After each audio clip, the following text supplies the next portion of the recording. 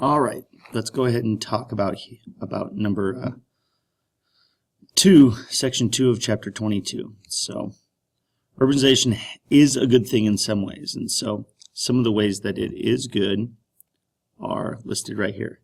So cities are great centers for economic development, including jobs and commerce and education and transportation. So all 4 of these areas are, good things about cities. And so in addition, urban populations, the people in them usually are healthier because they have better access to medical care.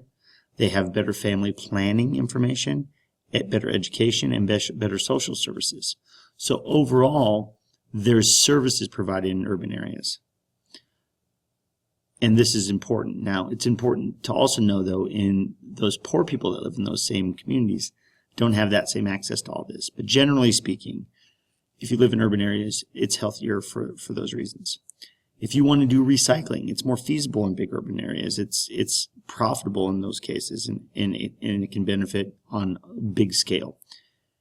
It's also easier to do general environmental protection. There's easier to get support and have people around to do it. And because we concentrate all the people in one place, we have the potential to protect biodiversity and habitats. Now, the reality is these urban areas are not living a sustainable life by any stretch of imagination. And so they have huge ecological footprints. They're using swaths of land like crazy. And as a result, they're not sustainable. So urban areas, even though they only make up 2% of the entire Earth's surface, they're using 3/4 of those resources.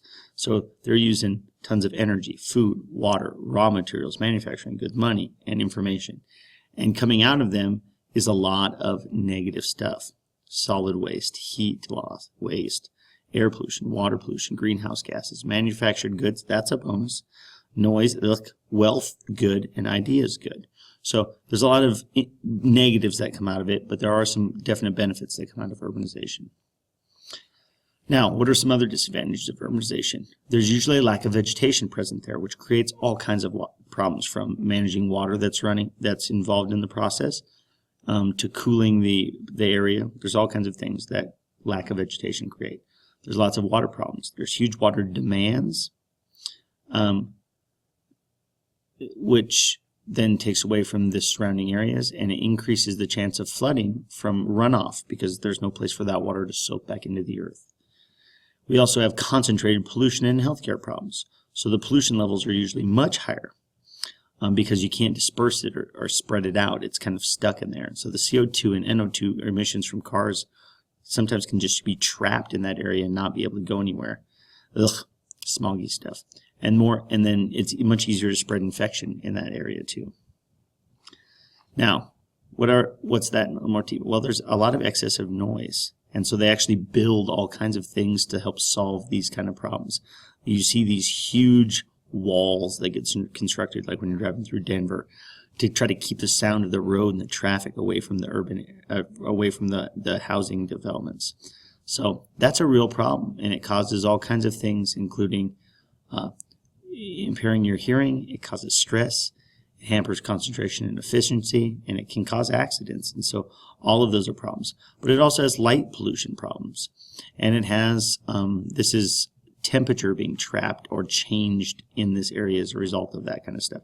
So it has a different climate, and it has air pollution problems because we're generating tons of heat from the absorption of solar energy by these big concrete apparatus and stuff like that release that heat back. And so these are all, negatives. And so what else is there? Well, we're starting to find larger and larger quantities of this extreme poverty. Okay?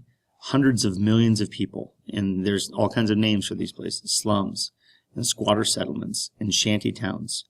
There's not adequate water. There's not adequate sewer. There's no services provided per se. And so an estimated, again, 1 billion people live in these conditions, and it's just absolute squalor. And that's not the way we want things to be. So that's the end of section 2. Quick and easy. We'll move on to section 3 coming up.